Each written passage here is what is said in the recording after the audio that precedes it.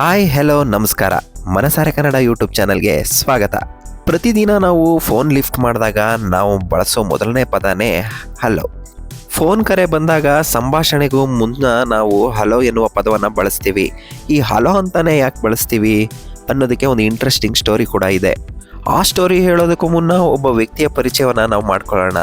ಅವರೇ Alexander Graham bell. ಈ Graham bell ಯಾರು ಗೊತ್ತಾ? ಟೆಲಿಫೋನನ್ನು ಕಂಡುಹಿಡಿದಂತಹ ವಿಜ್ಞಾನಿ.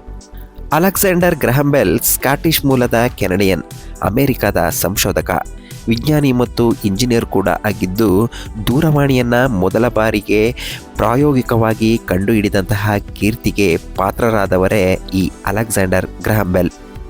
ಹಲೋ ಎನ್ನುವುದು ಒಂದು ಹುಡುಗಿಯ ಹೆಸರು. ಅವಳ ಪೂರ್ತಿ ಹೆಸರು ಮಾರ್ಗರೆಟ್ ಹಲೋ. ಯಾರು ಈ ಮಾರ್ಗರೆಟ್ ಹಲೋ? ನೋಡೋಣ. ದೂರವಾಣಿಯನ್ನು ಸಂಶೋಧಿಸಿದಂತಹ ಅಲೆಕ್ಸಾಂಡರ್ ಗ್ರಹಂ ಬೆಲ್ನ ಗೆಳತಿಯೇ ಹಲೋ. ಗೆಳತಿ ಹಾಗೂ ಪತ್ನಿ ಕೂಡ ಹೌದು. ಗ್ರಹಂ ಬೆಲ್ ಟೆಲಿಫೋನ್ ಕಂಡುಹಿಡಿದ ನಂತರ ಮೊದಲ ಬಾರಿಗೆ ಬಳಸಿದ ಪದವೇ ಹಲೋ. ಇದು ಇಂದಿಗೂ ಕೂಡ ದೂರವಾಣಿ ಕರೆಯ ಮೊದಲ ಸಂಭಾಷಣೆಯ ಸಂಕೇತವಾಗಿದೆ. ನಾವು ಗ್ರಹಂ ಬೆಲ್ನ ಹೆಸರನ್ನು ಮರೆತರೂ ಕೂಡ ಅವನ ಪ್ರೇಯಸಿಯ ಹೆಸರನ್ನು ಮಾತ್ರ ಪ್ರತಿದಿನವೂ ಉಚ್ಚರಿಸುತ್ತಲೇ ಇರುತ್ತೇವೆ. ದೂರವಾಣಿಯನ್ನು ಕಂಡುಹಿಡಿದಂತಹ ಮಹಾನ್ ವಿಜ್ಞಾನಿ ತಾನು ಕಂಡುಹಿಡಿದಂತಹ ದೂರವಾಣಿಯ ಮೊದಲ ಕರೆಯಲ್ಲಿ ತನ್ನ ಹೆಂಡತಿಗೆ ಕರೆಯನ್ನು ಮಾಡಿ ಹಲೋ ಎಂದು ಉಚ್ಚರಿಸುತ್ತಾನೆ.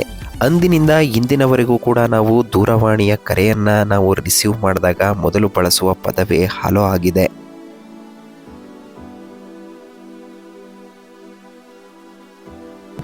ನೋಡಿದ್ರಲ್ಲ, ನಾವು ಪ್ರತಿದಿನ ಪ್ರತಿ ಕರೆ ಬಂದಾಗಲೂ ಕೂಡ ನಾವು ಮೊದಲು ಬಳಸುವಂಥ ಪದ ಹಲೋ. ಈ ಹಲೋದ ಇಂದಿನ ಕತೆ ನಿಮಗೆ ಇಷ್ಟ ಆಗಿದೆ ಅಂತ ನಾನು ಅನ್ಕೋತೀನಿ. ವಿಡಿಯೋ ಇಷ್ಟ ಆಗಿದ್ದರೆ ದಯವಿಟ್ಟು ಲೈಕ್ ಮಾಡಿ, ಶೇರ್ ಮಾಡಿ, ಕಾಮೆಂಟ್ ಮಾಡಿ, ಹಾಗೆ ಪಕ್ಕದಲ್ಲಿರೋ ಬೆಲ್ ಬಟನ್ ಒತ್ತಿ.